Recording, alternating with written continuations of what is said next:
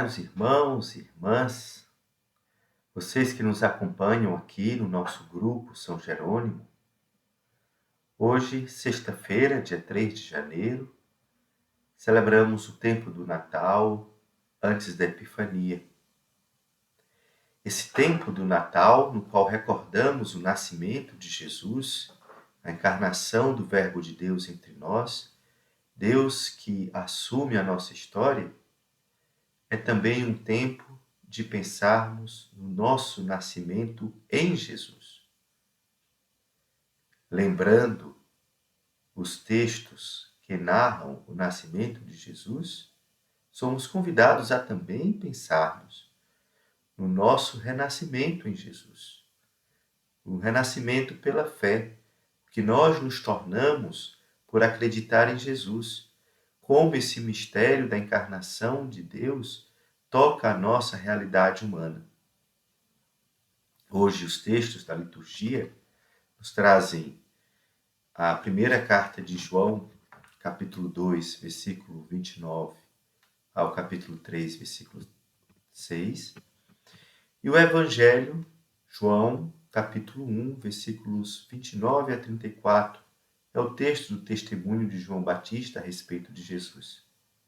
Quero me deter para a nossa meditação no texto da primeira carta de João, que é um escrito curto, de fácil compreensão, de acessível leituras para todos, e que se dirige a cristãos com dificuldades na vivência da fé. E o texto da primeira carta de João orienta os seus destinatários para a prática da justiça e do amor, que para as Escrituras são semelhantes, são próximas.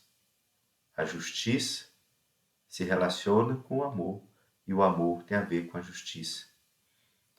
O texto da liturgia de hoje começa dizendo que Jesus é justo e, portanto, quem pratica a justiça nasceu dele. E, por consequência, quem não pratica a justiça ainda não fez essa experiência do renascimento em Jesus. Não fez essa experiência da fé. Porque crer em Jesus, renascer em Cristo pelo batismo, confessar a fé em Jesus, é se comprometer com a maneira de viver como ele viveu. Isso significa praticar a justiça. E os versículos 1 a 6 do capítulo 3 vai explicitando esse nosso nascimento em Jesus, que por ele, por Jesus, por nascermos em Cristo, nós nos tornamos filhos e filhas de Deus. E em 3:1, o autor vai dizer que essa filiação é dom de Deus para nós e prova do amor de Deus por nós. Porque Deus nos ama, ele nos torna filhos e filhas dele. E esse nascimento nos faz viver essa filiação divina. Essa filiação como dom de Deus, como prova do amor de Deus por nós. E o texto vai dizer que já somos filhos e filhas de Deus, de fato, mas esse não é um processo estático, acabado. Ele é dinâmico.